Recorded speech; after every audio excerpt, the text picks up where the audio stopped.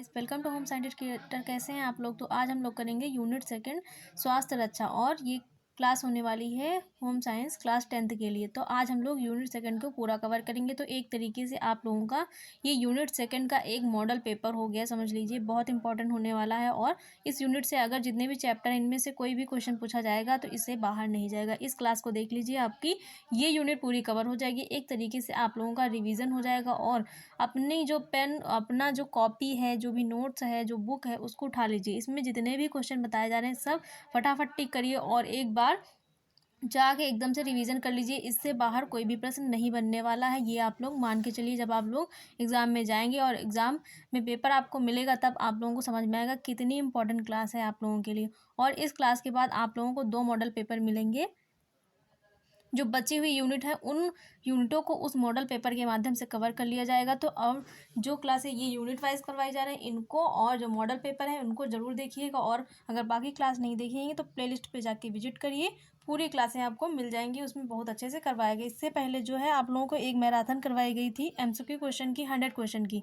अगर वो नहीं देखी है तो वो भी जाके देख लीजिए, बहुत इंपॉर्टेंट होने वाली है। उससे बाहर कोई भी एमसीक्यू क्वेश्चन आपसे, आपकी जो एग्ज़ाम है उसमें नहीं पूछा जाएगा। वो मैराथन आप लोगों के लिए बहुत इंपॉर्टेंट होने वाली है। तो उसमें से आपके 20 प्रश्न फंसने वाले हैं। कितने? 20 प्रश्न उसी मैराथन क्लास से फंसेंगे जो क्लास 10th की है। अगर नहीं देखा है तो जाके प्लेलिस्ट में जाइए और देखिए, क्योंकि वो आप लोगों के लिए 20 नंबर वाली एक क्लास है, एक तरीके समझ लीजिए। तो आइए हम लोग स्टार्ट करते हैं। यूनिट सेकंड है स्वास्थ्य रक्षा। तो पहले देखेंगे जल, जल के स्रोत और उपयोग, ये वाला चैप्टर पहले डिस्कस करते हैं। तो जल क्या होता है? जल पृथ्वी के 3/4 भाग पर जल विद्यमान है। मानव के शरीर में जल की मात्रा कितनी होती है? 70 से 75% तक होती है। ये क्वेश्चन बनते हैं, और जितने भी पॉइंट इसमें लिखे हुए हैं ये सब क्वेश्चन बने हुए हैं, इनको ध्यान से पढ़िएगा। ये आपके बहुविकल्पी प्रश्न में पूछे गए हैं, या फिर आपके निश्चित वो अति लघु जो होते हैं उसमें पूछे हुए क्वेश्चन ही हैं। तो ये पॉइंट जो है बहुत इंपॉर्टेंट है, इनको बेकार मत समझिए। दूसरा है जल का संगठन। जल क्या है? एक यौगिक है। ये भी पूछा गया है कि जल क्या है, तो जल एक यौगिक है जो दो तत्वों हाइड्रोजन प्लस ऑक्सीजन के मिलने से बना है। तो जल में 2 भाग हाइड्रोजन और 1 भाग ऑक्सीजन होती है। सर्वप्रथम जल का विश्लेषण किसने किया? तो इंग्लैंड के वैज्ञानिक कैनविस ने किया था। जल का रासायनिक सूत्र H2O होता है। जल भौतिक तथा शुद्ध रूप में स्वाद रहित, गंध रहित तथा रंगहीन द्रव होता है। तो पूछा जाता है शुद्ध जल कैसा होता है? तो शुद्ध जल कैसा होगा? स्वाद रहित, गंध रहित तथा रंगहीन होता है। और जल का रासायनिक सूत्र क्या होता है? H2O होता है।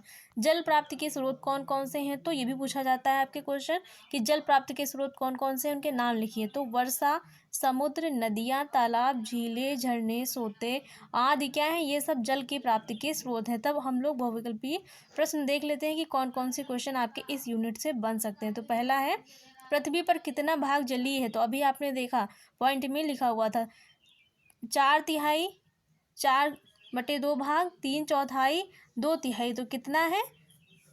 कितना भाग पृथ्वी पर जल का है? तो 3/4 भाग पृथ्वी पर जल है।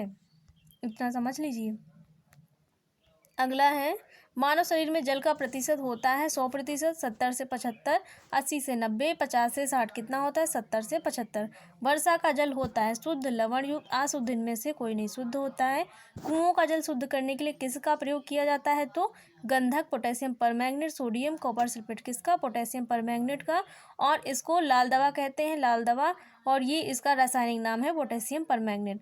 अब अति लघु क्वेश्चन देख लेते हैं कौन कौन से हैं जो इंपॉर्टेंट हुए और आपके एग्जाम में आएंगे, और आए हुए भी हैं, इतना भी जान लीजिए। तो पहला है जल मनुष्य के लिए क्यों उपयोगी है? तो जल की उपयोगिता बतानी है बहुत ही कम शब्दों में, क्योंकि अति लघु है।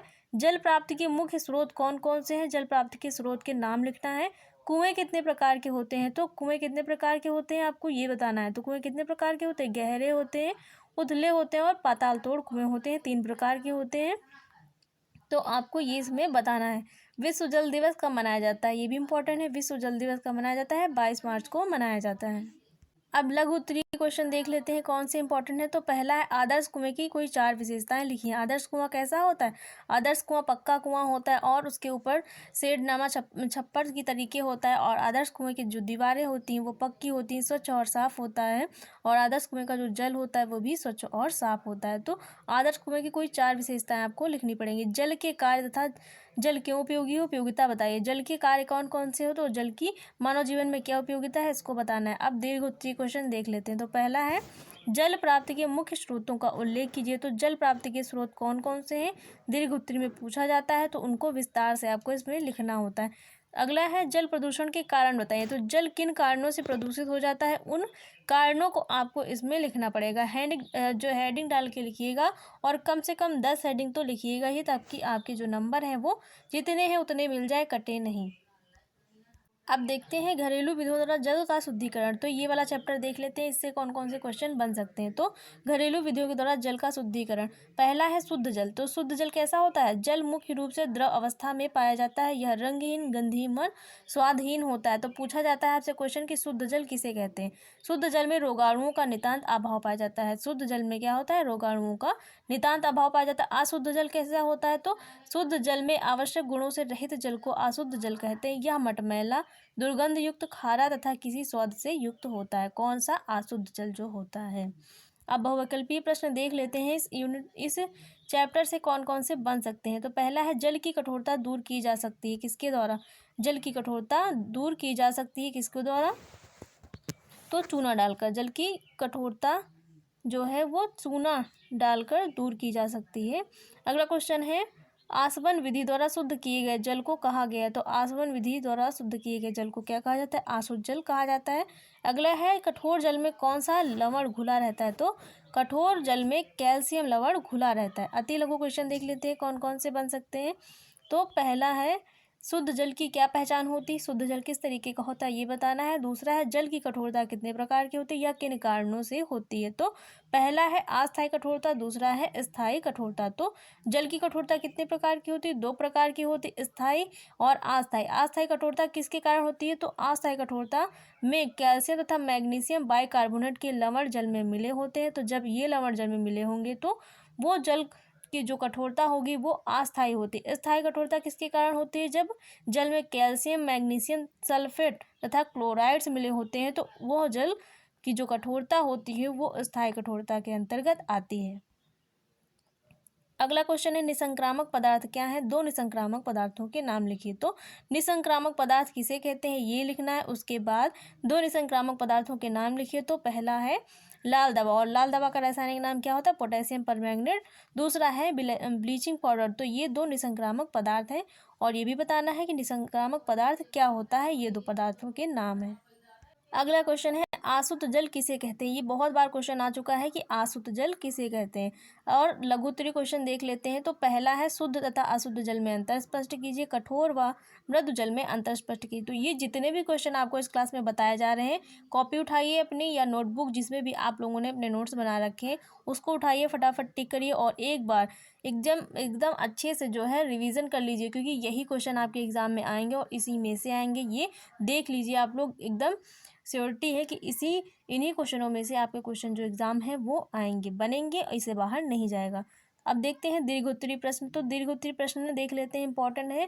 पहला है अशुद्ध जल को शुद्ध करने की विधियां कौन सी हैं, किन्हीं 2 विधियों का वर्णन कीजिए। तो अशुद्ध जल को शुद्ध करने की विधियों को लिखना है, इसमें आपको कौन कौन सी होती है उनमें से किन्हीं 2 विधियों को लिखना है। तो जैसे कि 4 घोड़ों वाली विधि होती है, भौतिक विधि, और रासायनिक विधि होती है उबालना, फिटकरी डालना, ये सब तो इनको आपको लिखना है और उनमें से किन्हीं 2 विधियों के बारे में विस्तार से लिखना है। अगला क्वेश्चन है किन कारणों से जल प्रदूषित होता है, प्रदूषित जल से मानव स्वास्थ्य पर क्या प्रभाव पड़ता है। तो ये क्वेश्चन बहुत बार पूछे भी जा चुके हैं, प्रीवियस ईयर क्वेश्चन एक तरीके से हैं, और ऐसे क्वेश्चन आप अगर अपना जो प्रीवियस पेपर है उनको उठा के देखेंगे तो इसी तरीके क्वेश्चन आपको एग्जाम में देखने को मिलेंगे।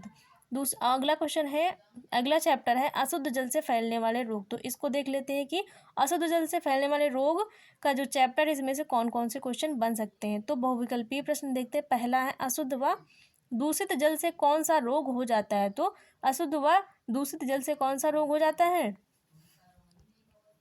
कौन सा रोग हो जाएगा, क्षय रोग, चेचक, हैजा, इनमें से कोई नहीं। तो हैजा हो जाता है। मक्खियों द्वारा कौन सा रोग फैलता है, तो मक्खियों द्वारा हैजा फैलता है।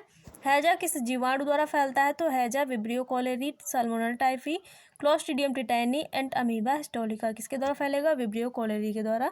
साल्मोनेला टाइफी से कौन सा रोग होता है? तो टाइफाइड का ये बैक्टीरिया है, किसका? टाइफाइड का बैक्टीरिया होता है साल्मोनेला टाइफी, और क्लॉस्ट्रीडियम टिटेनी टिटनेस का होता है, एंटमीबा हिस्टोलिका पेचिस का होता है। इनको भी जान लीजिए क्योंकि पूछा जाता है। और इस जो बैक्टीरिया होते हैं उनकी भी एक क्लास है जिसमें आपको ऑल टोटल बैक्टीरिया उनसे होने वाले रोग भी दिए गए हैं, तो उसको भी जाके देख लीजिए। अगला है अतिसार के रोगी को कैसा भोजन देना चाहिए? तो तला भोजन, तरल भोजन, गरिष्ठ भोजन, कोई नहीं। कैसा देना चाहिए? तरल भोजन देना चाहिए।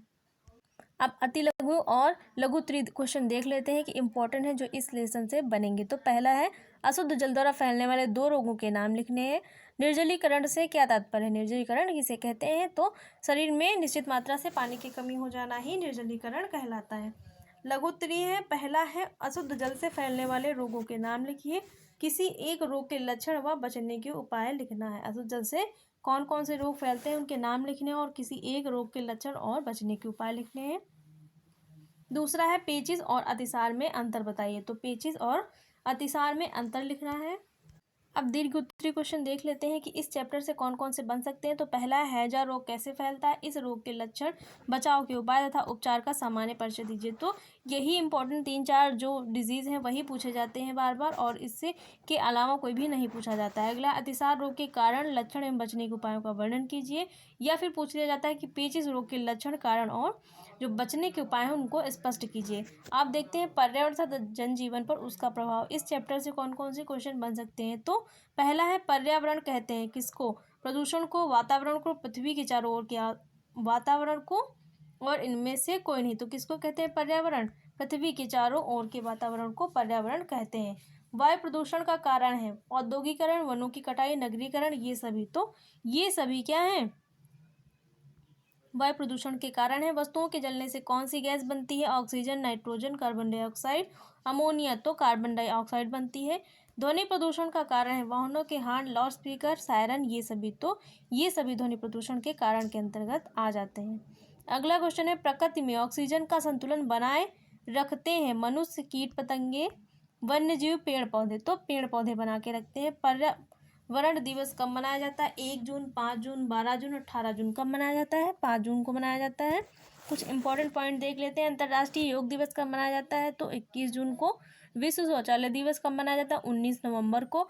हमारे स्वास्थ्य के लिए हानिकारक प्रदूषण कौन कौन से हैं? तो वायु प्रदूषण, जल प्रदूषण, ध्वनि प्रदूषण, सभी प्रदूषण हमारे स्वास्थ्य के लिए हानिकारक होते हैं। अब अति लघु क्वेश्चन देख लेते हैं। पहला है पर्यावरण की परिभाषा दीजिए। दूसरा है पर्यावरण प्रदूषण किसे कहते हैं? पर्यावरण के प्रमुख कारण, पर्यावरण प्रदूषण के प्रमुख कारण क्या है? तो प्रमुख कारण बताने हैं पर्यावरण प्रदूषण क्या होता है और उसके प्रमुख कारण क्या है, ये आपको इस क्वेश्चन में बताना है। अगला क्वेश्चन है वायु प्रदूषण से होने वाली बीमारियों के नाम लिखें। तो वायु प्रदूषण से कौन कौन सी बीमारियां फैलती हैं उन बीमारियों के नाम लिखने हैं। वृक्ष पर्यावरण को कैसे शुद्ध करते हैं? तो वृक्ष पर्यावरण को कैसे शुद्ध करते हैं उनका महत्व तो इसमें बताना है। जल प्रदूषण के कारण लिखिए। जल प्रदूषण के कौन कौन से कारण हैं उन कारणों को इसमें लिखना है। तो अति लघु में ज़्यादा नहीं लिखना है, 2 से 3 कारण लिख दीजिए, बहुत हो जाएगा। इससे अति लघु है तो इससे ज़्यादा आपको नहीं लिखना है। लघु उत्तरीय प्रश्न देखते हैं। तो पहला है पर्यावरण प्रदूषण जनजीवन को कैसे प्रभावित करता है, इसका प्रभाव आपको इसमें दर्शाना है। दूसरा है ध्वनि तथा वायु प्रदूषण में अंतर बताइए। ध्वनि और वायु प्रदूषण में क्या अंतर होता है? ध्वनि प्रदूषण तथा वायु प्रदूषण में क्या अंतर होता है, इसको बताना है। दीर्घ उत्तरीय क्वेश्चन देखते हैं कौन से बनेंगे इस चैप्टर से। तो पहला है पर्यावरण प्रदूषण से आप क्या समझते हैं या कितने प्रकार का होता है, स्पष्ट कीजिए। दूसरा है जल प्रदूषण क्या है, जल प्रदूषण के कारण, उनकी रोकथाम के उपाय लिखिए। तो इस चैप्टर से 2 ही दीर्घ उत्तरीय प्रश्न बन सकते हैं और इससे बाहर कोई भी क्वेश्चन नहीं पूछा जाएगा। इन दोनों के अलावा कोई भी प्रश्न नहीं आएगा और इन दोनों में से कोई ना कोई एक प्रश्न पर्यावरण वाला तो क्वेश्चन आपको 100% श्योरिटी है कि आपके एग्जाम में देखने को मिलेगा। अब अगला चैप्टर देखते हैं सामान्य संक्रामक रोग। तो इस चैप्टर की जितनी भी इंपॉर्टेंट चीज़ें हैं, जितने इंपॉर्टेंट क्वेश्चन हैं, वो सब इसी जो चैप्टर है इसमें हम लोग डिस्कस करेंगे। पहला है संक्रामक रोग कैसे फैलते हैं। तो वायु द्वारा, जल द्वारा, संपर्क द्वारा, ये सभी। तो जो संक्रामक रोग होते हैं वो कैसे फैलते हैं? इन सभी के द्वारा फैलते हैं। वायु के द्वारा, जल के द्वारा और संपर्क के द्वारा, सभी के द्वारा फैलते हैं। वायु द्वारा फैलने वाला रोग कौन सा है? तो वायु द्वारा कौन सा रोग फैलता है? हैजा, प्लेग, चेचक, रिकेट्स। चेचक फैलता है। एटीएस अथवा टेटबैग का इंजेक्शन किस रोग से बचाव के लिए लगाया जाता है? टेटनेस। डिप्थीरिया, हैजा, तपेदिक किसके लिए? टिटनेस के लिए लगाया जाता है। बीसीजी का टीका किस रोग से बचाव के लिए लगाया जाता है? ये क्वेश्चन बहुत बार पूछा गया है, मोस्ट रिपीटेड है, तो इसको याद रखिएगा। कुकर खांसी टिटनेस तपेदिक कोई नहीं, तो तपेदिक के लिए लगाया जाता है। अगला क्वेश्चन है डीपीटी का टीका किन रोगों से सुरक्षा प्रदान करता है? तो जो डीपीटी का टीका होता है किन रोगों से सुरक्षा प्रदान करेगा? डिप्थीरिया, कुकर खांसी, टिटनेस। इसको याद कर लीजिएगा। कंफ्यूजन हो जाता है बहुत सारे ऑप्शन को देख के, इसलिए इसका केवल जो करेक्ट आंसर है वही लिखा गया है कि डिप्थीरिया, कुकर खांसी और टिटनेस के लिए डीपीटी का टीका लगता है। अगला है मच्छरों से कौन सा रोग फैलता है? तो चेचक, क्षय रोग, मलेरिया, टाइफाइड। और टाइफाइड किससे होता है? तो टाइफाइड होता है किससे? साल्मोनेला टाइफी से। इसको भी याद रख लीजिएगा। तो मच्छरों से कौन सा रोग फैलता है? मलेरिया फैलता है। रेबीज का कारण है मच्छर का काटना, कुत्ते का काटना, सांप का काटना, कोई नहीं, तो कुत्ते का काटना रेबीज का कारण है। अगला क्वेश्चन है जल द्वारा कौन सा रोग फैलता है? जल के द्वारा कौन सा रोग फैलेगा? तपेदिक, टाइफाइड, टिटनेस, ये सभी। तो जो जल होता है उसके द्वारा कौन सा रोग फैलता है? तो जल के द्वारा टाइफाइड रोग फैलता है। टाइफाइड जो होता है वो प्रदूषित जल के सेवन से होने वाला रोग होता है, तो टाइफाइड फैलेगा। अब अति लघु देख लेते हैं क्वेश्चन कौन कौन से बन सकते हैं इस चैप्टर से। तो पहला है संक्रामक रोग किसे कहते हैं?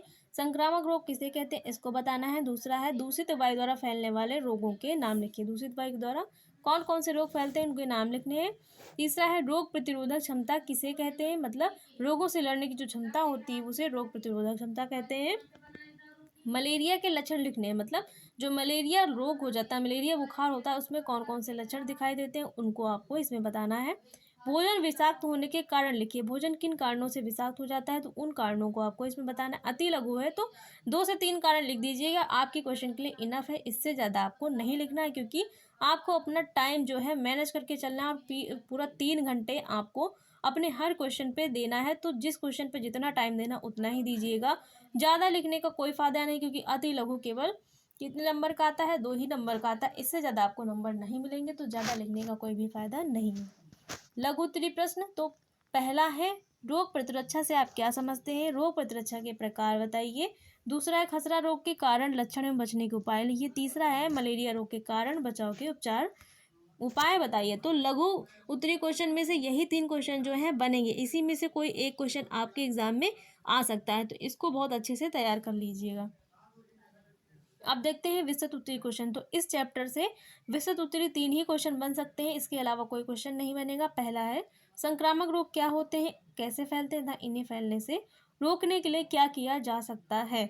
दूसरा है चेचक रोग के लक्षण, कारण और बचने के उपाय लिखिए। तीसरा है डेंगू के कारण, लक्षण व रोकथाम के उपायों का वर्णन कीजिए। तो आपके पास जो भी बुक, नोटबुक जो भी आपने बना रखी है उसको उठाइए, सारे क्वेश्चन टिक करिए और फटाफट रिवीजन कर लीजिए। इसके बाहर आपके एग्जाम में इस यूनिट से कोई भी क्वेश्चन नहीं बनेगा।